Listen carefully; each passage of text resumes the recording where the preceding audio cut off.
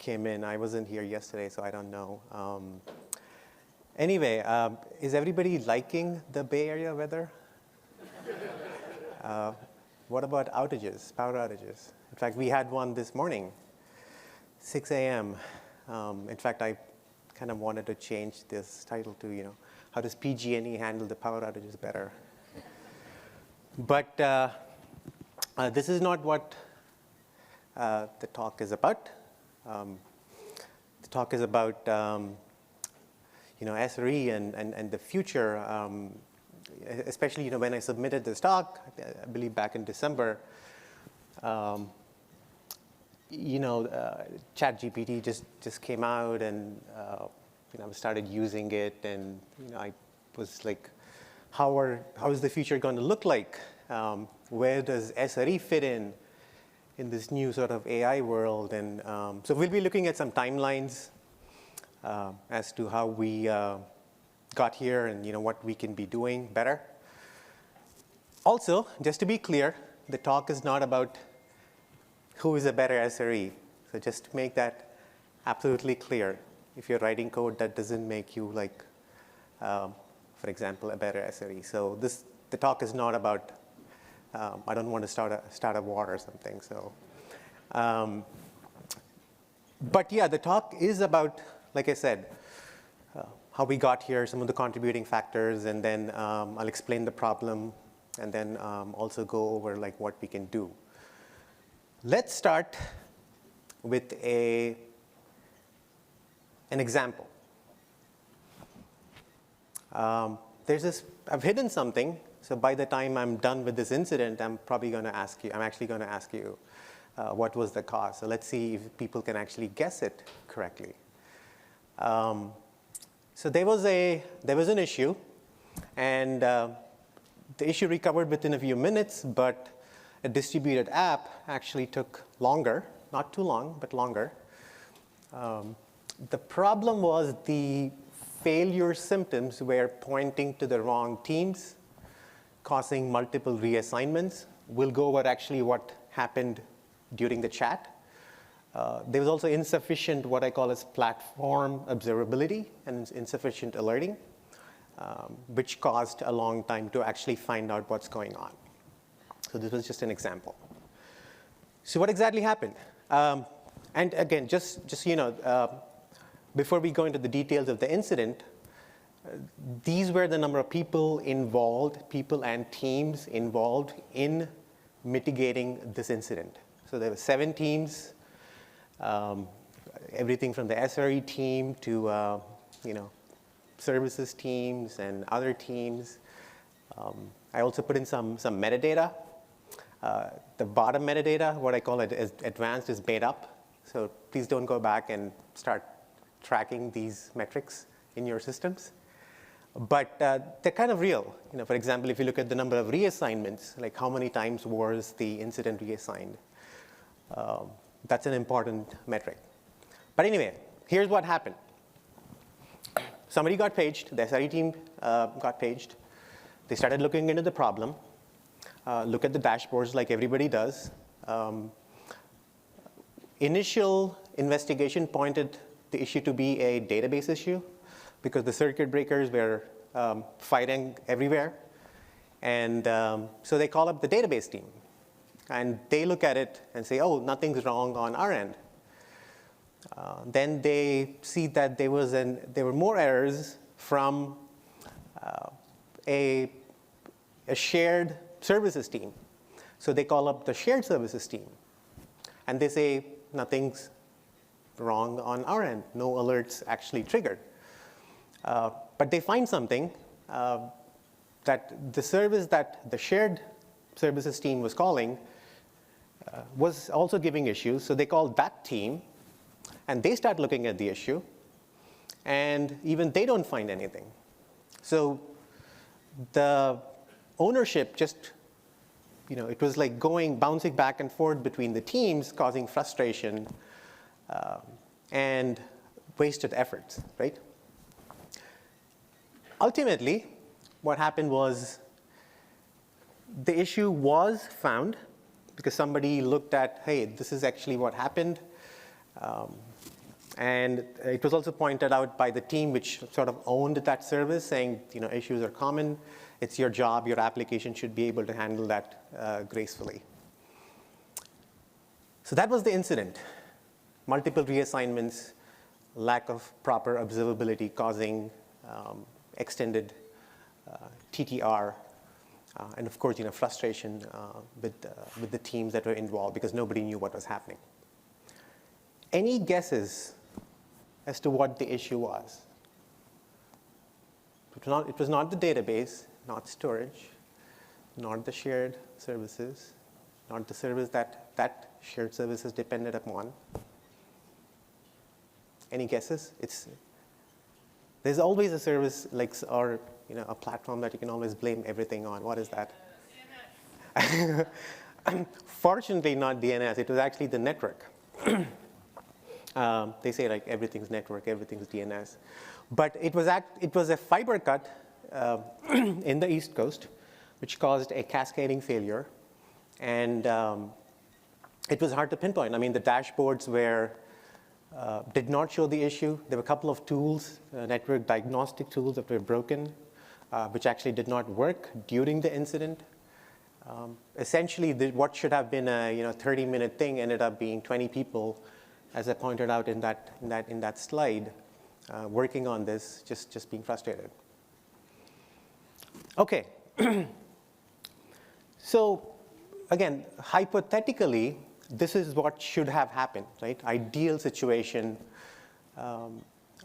Actually, this incident was important because something that sort of stuck with me and actually hit me really hard was one of the first questions an engineer from an SRE-like team asked me during the incident was a simple question: is the platform healthy?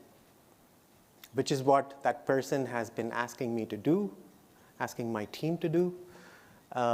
Unfortunately, I was not able to sort of live up to that person's expectations, but that was the simple question. If something's broken, again, the way we'll go over some timelines as to how the modern applications are actually built, but if you're not able to answer that question, and we'll also get into what platform actually means, but it's important, right? So in this case, our ideal situation, something's broken. I have a clear, here's TCP retransmits to this particular data center, to this particular top of rack switch. They find that very quickly. Notice that the application tiers are broken. They restart it and file a ticket that next time this happens, there should be better resilience in the service-to-service calls. File a partner RCA ticket with the network team asking what happened with that switch. And then you actually close the loop, right, in a few weeks. And there's cadence to close the loop, which ensures that the checks and balances are in place to make sure that your follow-up repair items or action items are actually completed. Right, so this is hypothetically, this is what should have happened. Now let's see how we can get there. Now, this is not the only, this is just one example, right? There are so many contributing factors or reasons as to why, actually, I got this, why does the cloud stop computing from some paper that was written at Microsoft, but these were some of the causes. There was extensive study that was done and based on lots of outages and postmortems, and these are the contributing factors, and certainly one of them is network. Another study was done at Microsoft, and they tried to find out how many of the incidents at Microsoft are again, based on this study, are the engineers able to resolve or mitigate immediately. Any guesses? What % of incidents, let's say at some company, in this case it happens to be Microsoft, are able to be mitigated immediately, and some of them are extended outages? Just take a guess. 5%? That's too low. Come on. Microsoft has to be doing something right? 5%, yeah.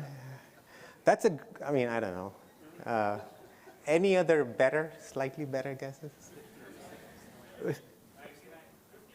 Close, not 50, not 50, not 99. No, close, not. Okay, it's 90. Again, based on this study. So again, and it took them a long time to get there, and but again, based on the study, 90% can be. There's a paper, you can go read it. It's there in the slide. It's a nice one. But again, the point I'm trying to make is incidents are becoming more and more complex as there's more abstractions and more frameworks and more dependencies and more services that you depend on. And what is our role, right? Now, what is our role as SREs in the future, and where we can fit in given the complexity of the space, right? Actually, that was the next slide. Okay, but good guesses though, but the 5% was really, really bad. Come on, man. The stock's doing okay. Okay, and then, this is important. There are 3 major patterns in those 10% of the incidents, right? So 90% are being able to, they're able to mitigate immediately. Pattern 1, the service and the resource dependency graphs are hard. I know some people are working on it, or they're inadequate, which means when something's broken, and when you look at your platform, which is several different components, it's hard to know what exactly. In this case, for example, a top-of-the-rack switch had a glitch. How do you know that? And there could be thousands of these in production. Second, the symptoms, as you noticed, right? First, they thought it was the database. Then they thought it was the shared team. The shared team depends on another shared services team. They thought it was them. So these symptoms show up in such a way because the systems are so complex that it's hard to point to a responsible service team, which ends up causing multiple reassignments, as we talked about. The third thing is, again, because the systems are complex, it takes a long time to identify possible causes, and most importantly, impact scope. As an example, I'm not sure PG&E knows how many customers are impacted.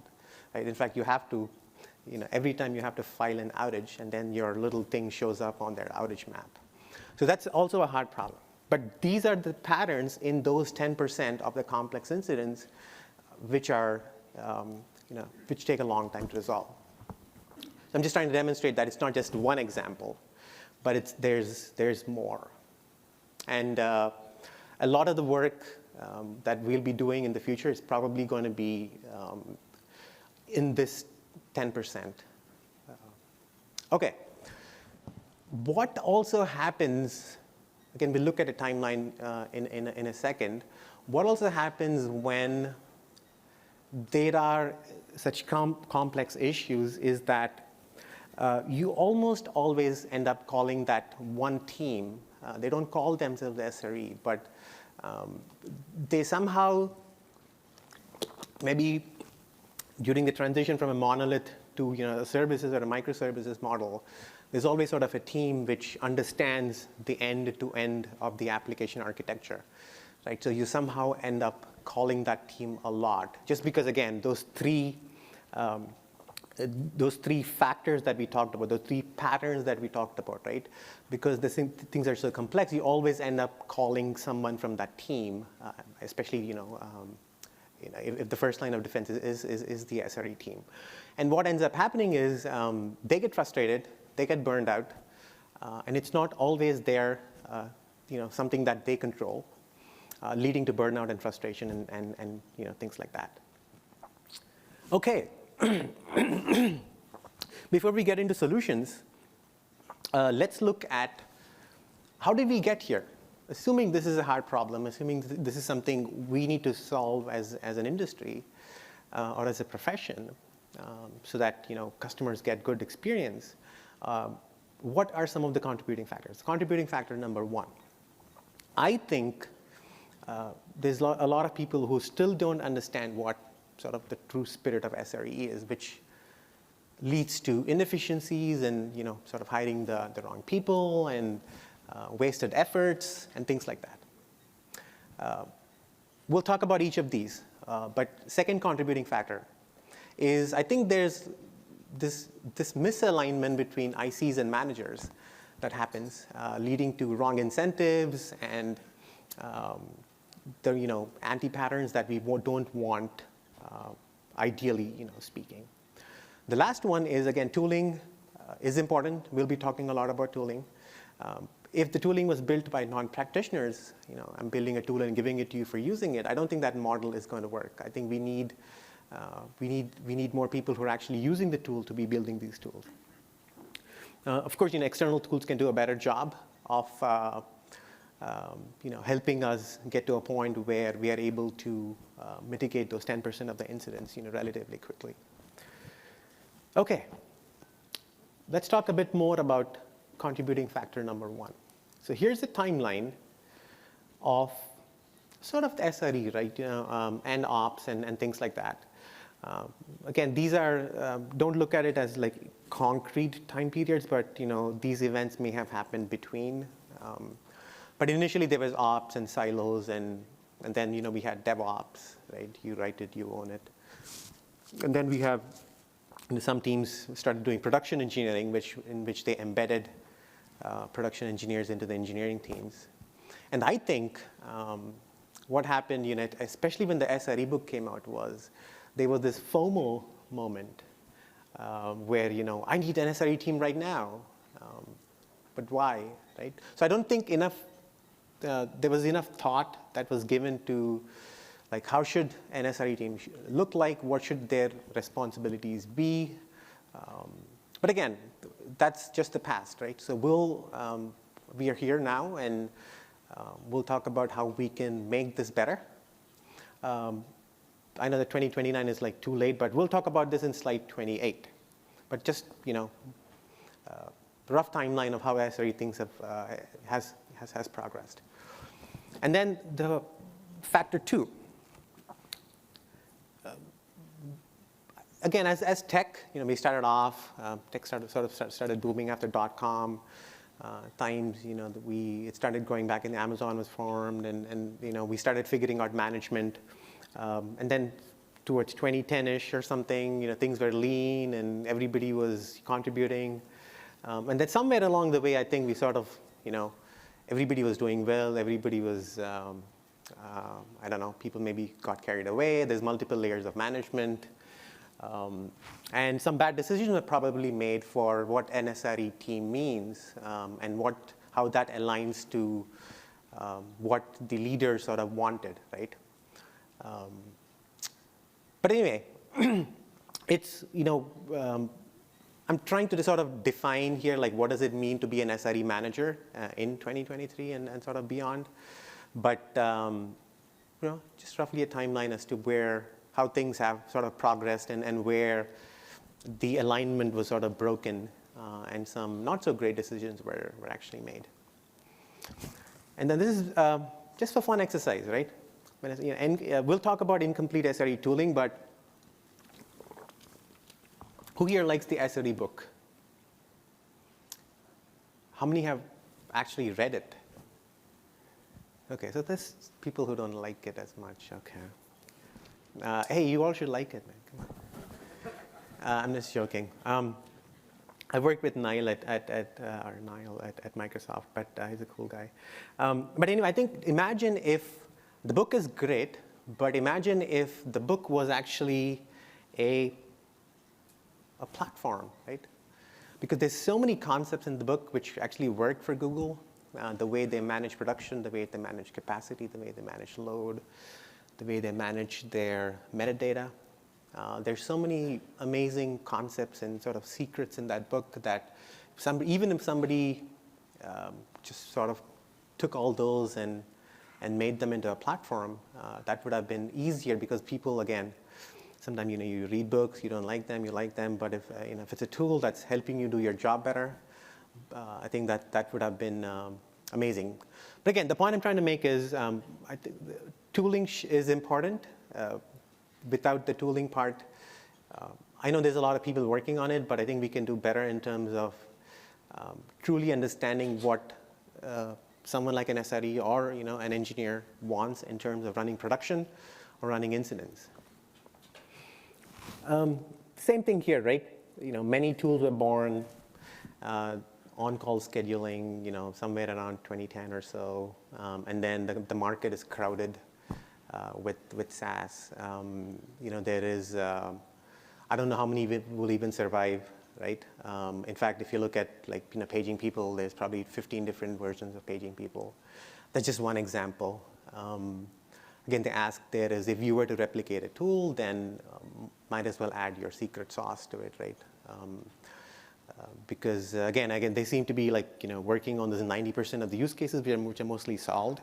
I think the right thing to do would be to work on those 10% of the use cases, because that's where the real help is, especially when dealing with complex incidents. All right. That was contributing factor number 3. Okay, let's get to, so we talked about the problem. We talked about some of the contributing factors. Let's talk about some practical solutions, like the interesting sort of stuff. Right? This word, or this term, wasn't coined by me. That's why I put it in quotes. It's called platform competence. It was by somebody on my team. Actually, not on my team, but in a different team that we used to work with. Or it was from somebody from my team, but not me for sure. But I was asked to make my team more platform competent, so that's there. So we'll be talking a lot about this and what it means, but high-level practical solutions are around what does it mean to be an SRE manager or an engineering manager?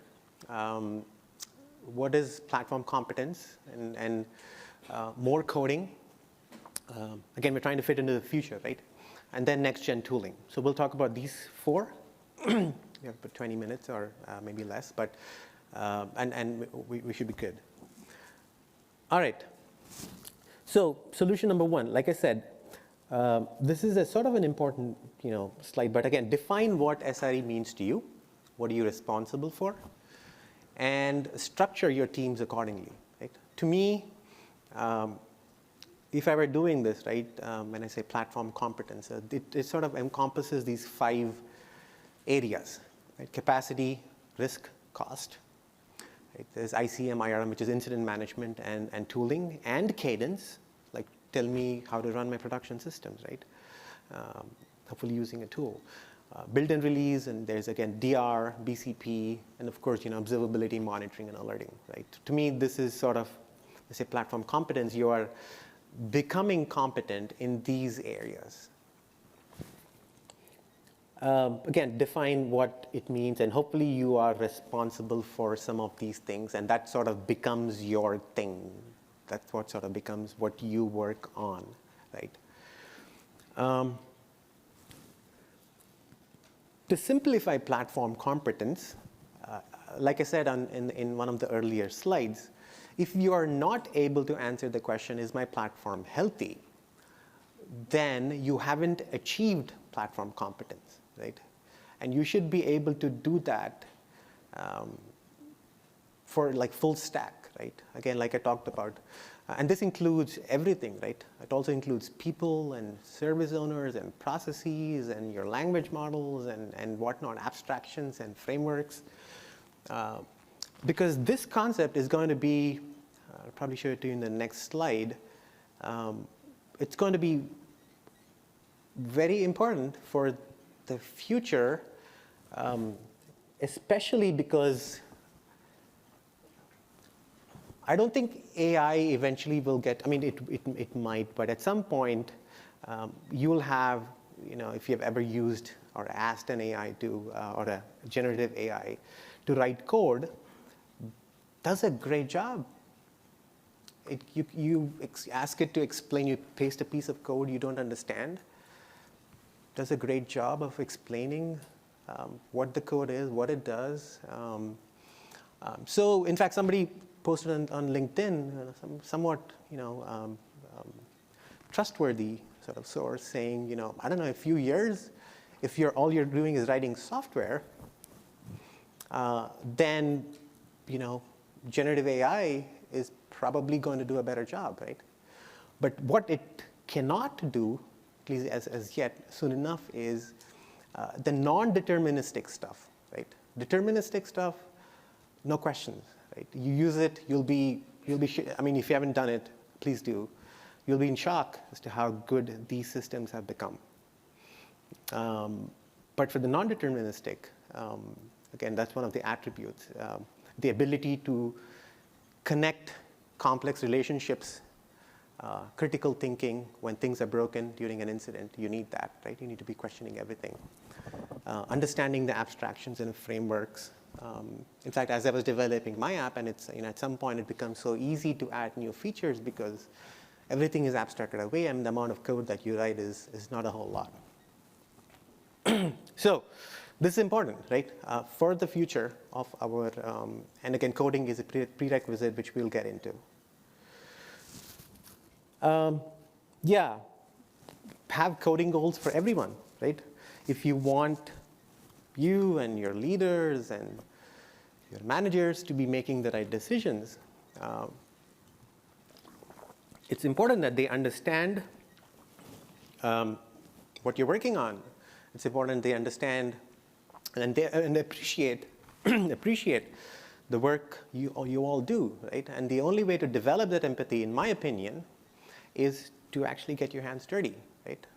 And it's not super hard once you are at it. We'll also go into like the management 2.0, but I think it's important, like have coding goals. Make sure that there's more leaders attending postmortems. Some people are notorious, they don't show up. They only seem to care when things are broken, which is kind of bad. But yeah.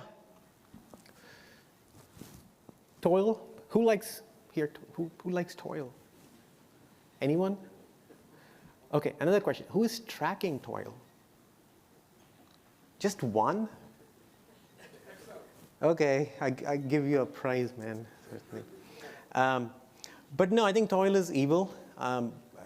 We've been, the SRE book talks about it. There's a lot of people who talk about it. But I've tried tracking toil in the past, again, manually. But this needs to be tracked. And it's bad. This is one of the reasons why some of the people on my team were not able to detect that network issue, as we talked about in that example incident, was because of this, right? There's too much toil. So hopefully, people start offering things where you can actually track toil automatically. Of course, mindset shift, right? I always sort of love this topic. You have to learn to say no to things that are not adding value, so that you can focus on like the future and develop that platform competence that is so important for all of us. Okay, management. How many managers here? Okay, that's like half of them. Oh, damn, I actually wanted to say bad things about you, but I can't. That's okay. I was a manager for a long time. Sometimes I question my own sort of value, but anyway. So I think, again, the solution there, one of the solutions is, for that alignment between the ICs and the managers. I think that the role has to sort of fundamentally change, and I've put down this, but again, use it for your own, or tailor it for your own needs. But you should be able to write code, right? Not all the time, but having the ability to write code. You should be able to review code. Right? You go to a promo and you're representing your team and you have no idea what they did or what trade-offs they made, or how good the code was or how good the comments were. How much did that IC think about the short term and the long term? So I think for all that, it's great if you actually understand code. Of course, evangelize, manage your projects, your team's projects, talk about them, make sure that they are adopted, help them manage the projects. Invest in continuous improvement. Again, use tooling for this. Again, being a people manager for this long, I always, sort of wish. In fact, I'm kind of passionate about this topic, but we need tools. People managers don't have the right sort of tools to manage people. Hopefully I can change that. But again, that's something also needs to be done. Of course, align with your manager and your manager's manager and the world and everybody else, right? Because you don't want to be sort of oblivious to what's going on. And flatter orgs are always better. I've seen people, VPs and directors with 2 direct reports. I don't know what they do, but sometimes it works, sometimes it doesn't. So anyway, so that's what I think should sort of be the next, or if it's not already so. Next-gen tooling. This is the last practical solution. All right. So all I'll talk about in the next 2 slides are a certain set of attributes that should exist in an SRE or in general platform tooling that anybody's offering, whether it's your internal customers or external customers, right? The first thing, again, put in some goals there that people should have there, but observability and analysis of unstructured data, again, in the context of computers, right? There's unstructured data everywhere. How can you make sense of it? How can you make it better? How can you analyze things? Observability of your platform, we talked about this a lot. Opinionated domain cadence. This is what I mean by that is are you able to help me run my production? Can you help me with the process itself, right? Not just like in a book sort of a thing. Human-centric design, human factors, right? I think this is going to be even more important. You don't want to have a bot that nobody wants to use, or I know we have a lot of bots, but if it requires excessive cognitive load to use a bot, nobody's going to use it, right? So keep that in mind. And workflow orchestration, again, standard stuff. You should be able to automate things, automate your workflows. NLTs and knowledge graphs, again, novel ways to present context would be nice. Like NLTs, I mean nonlinear timelines. But all these are going to be critical. NLP-based design, scalable multiplicative action. What I mean by that is every action should count in this new gen platform. You say something on chat, that should mean a lot. Don't let it go waste. And again, I could like go on, but again, if in the context of SRE and incident management, if I'm in the middle of an incident, give me the maximum situational awareness, right? I need to give me all the information I need to be able to do my job effectively. I call it situational awareness, right? But it can be applied everywhere, right? It can be applied to people management. It can be applied to everything. And then, of course, have inclusive postmortem, right? Have tools which can not just generate timelines, but something that can truly make it inclusive, something that can truly make it give you the right sort of data and some unstructured data as well. All right. This is almost the last slide. But again, we kind of talked about it. This is how things have progressed in terms of the application architecture and where SRE fits in. But to me, I think, again, in a few years, I don't know, 2029, right, it's quite possible that everybody is like a platform engineer. Right? There's no more like dev. There's no more ops. Because, again, it could go from generative AI to orchestrator AI. It could go to full stack AI. I just made those up. So we just don't know, right? It's quite likely that it may happen. So where do we fit in is important. To me, I think it's that platform. Like, how can I connect all those people? Because when things are broken, when the AI is broken, who's going to fix them? Any guesses? SRE. We are going to fix it. Oh, that wasn't too great. But anyway, so I think that's where we sort of need the right skills for platform competence and things like that. So that's it. I'm trying to do something. I was, again, I didn't introduce myself, but I was like leading teams at some of the large companies, and I've been on a long break, writing a lot of code, and I'm trying to do something in this space. Trying to fit into the future of our industry. So that's it. Again, just some recap. But that's pretty much it. Thank you. Thank you for your time.